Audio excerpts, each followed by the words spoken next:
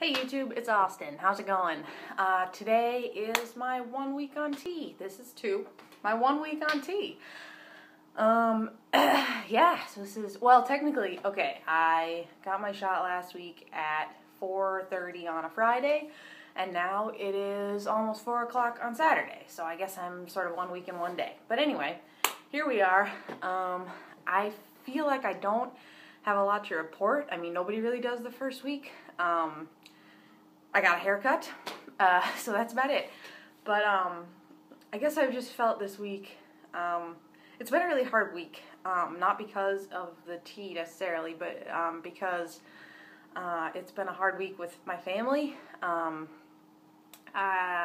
Yeah, suffice it to say that there are a couple of people in my family that are not super excited about me being trans and really not super excited about me starting hormones, which is like the opposite of how I feel. So that's kind of difficult to deal with that, and so it's been a long week, really. Yeah, so I don't really want to dwell too much on that. Maybe I'll talk a tiny bit about it at the end of the video, but you're here because you want to know about how tea is affecting my body, probably. So yeah, like I say, not really much to report. Okay, well, I'm on 10 milligrams per week, which is such a small dose. I know that I went on this long spiel last video about how you're not supposed to up your tea dose yourself, the doctor knows best, all this stuff. But I've just had this feeling all week like, God, it's such a small dose. And, you know, all these other trans guys that I have, you know, followed on YouTube, or that I have, you know, I followed their transition in some way, whether it's on YouTube or Tumblr or however, you know, they all started on like 25 milligrams or 50 milligrams, or one person even started on 100 milligrams, although that was 100 milligrams every 2 weeks. So anyways, I just feel like 10 is so small, and I'm kind of struggling with that because I feel like it's just going to take forever for me to see any changes. But when I went and got my shot yesterday, I talked to, okay, I go to the Trans Health Clinic over in Minneapolis to do my shot, and it's free, which is great. And they have a trained professional there who does your shot for you, or teaches you how to do it. And I went again yesterday, and he himself is trans, so it's kind of cool because you can be like, you know, bounce ideas off him and stuff. And I said, is 10 milligrams a super small dose? Like, I feel like it's just going to be forever till I actually see anything happening. And he was like, you know what? I know that it sounds like a small dose to you right now, but the doctor really does know best, because testosterone can be really hard on your liver and your kidneys. And so starting on a small dose is really good. It's better for your body.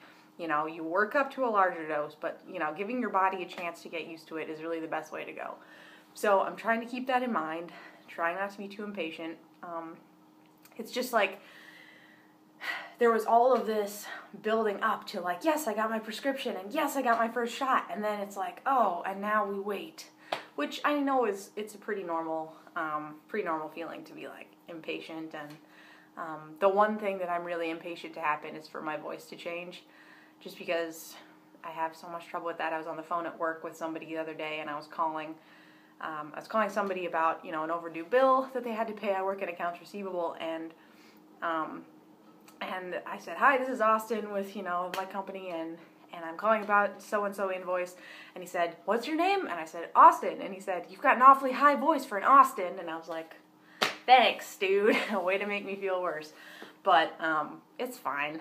And it's just, I'm impatient. I'm impatient for the voice change thing. So the rest of the changes can happen as quickly or slowly as they want to. I'm just really impatient about the voice. So anyways, other changes, not really anything. My muscles, pretty much the same.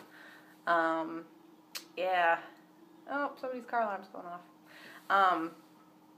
I'm trying to go to the gym 3 times a week. I'm sort of like slowly going into that again, because I sort of fell off the gym thing like a month ago. So I'm trying to get back into going 3 times a week to just do, like, for sure doing pull-ups, push-ups, and running every time I go, and then, you know, other stuff sort of as needed, and trading off so that my muscles don't get too used to things. So yeah, that's it. Not a lot of changes to report. Yeah, I think that's yeah, not really any changes to report, to be honest. So we'll see how this goes going into week 2 here. And yeah, I guess the one other thing that I did want to talk a little bit about is the family situation, because for me it's helpful. There are a couple of trans guys on YouTube who have made videos through their transition and have talked about, dealing with unsupportive family members and stuff. And so if I can add to that tool to help other people feel like, it's all right, you can get through this, then that'd be good.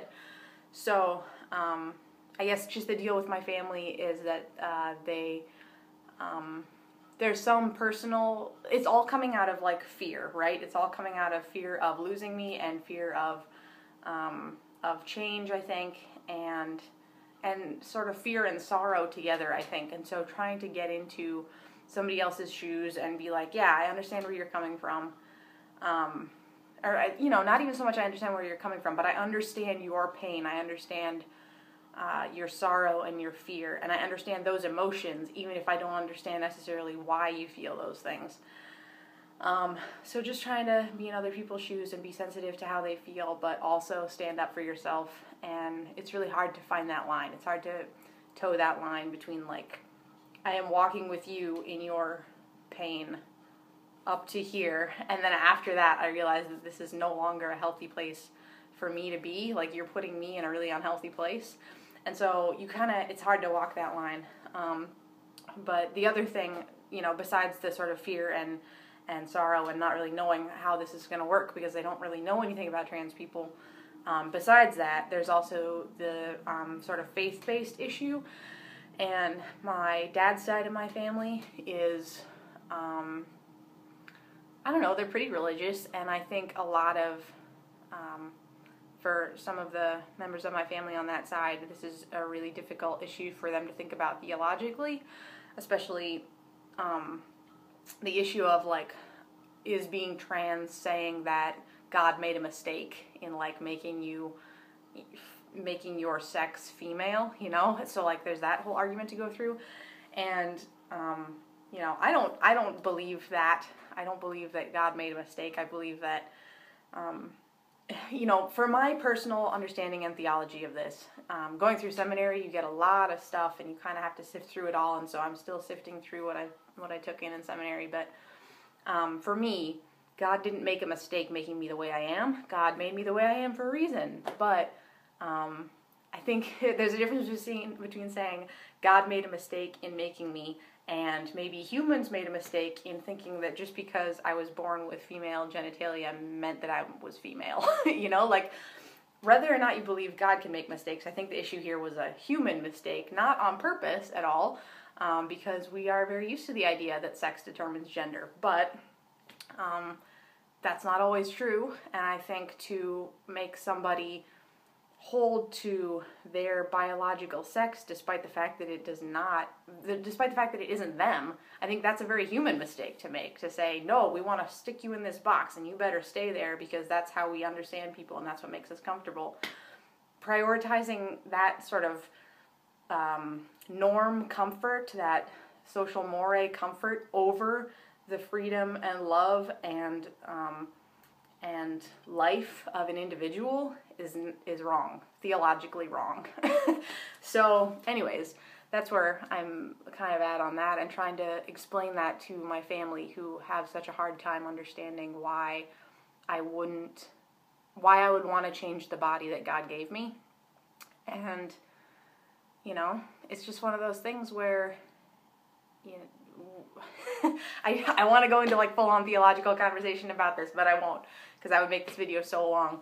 So, let me know if you want to actually hear about that, and maybe I'll make a separate video about that. But I'm just having a hard time with my family and trying to explain this to them in a way that makes sense and makes them understand where I'm coming from, or at least respect where I'm coming from enough to not, threaten to stop loving me or being my family. So anyways, the good news is that my mom's side of the family is awesome, and they're pretty much fine with it. Like, they're confused and they don't really understand, but they love me and they're fine with it. So that's the good news. And I have lots of other people in my life too that are supportive. My girlfriend and my friends from school and my friends from work, and so things are going to be okay. It's just been a hard week. So here's to a better week number 2. That's 4. All right, let's not do that anymore. Week number 2. And I will see you guys soon. Thanks. Bye.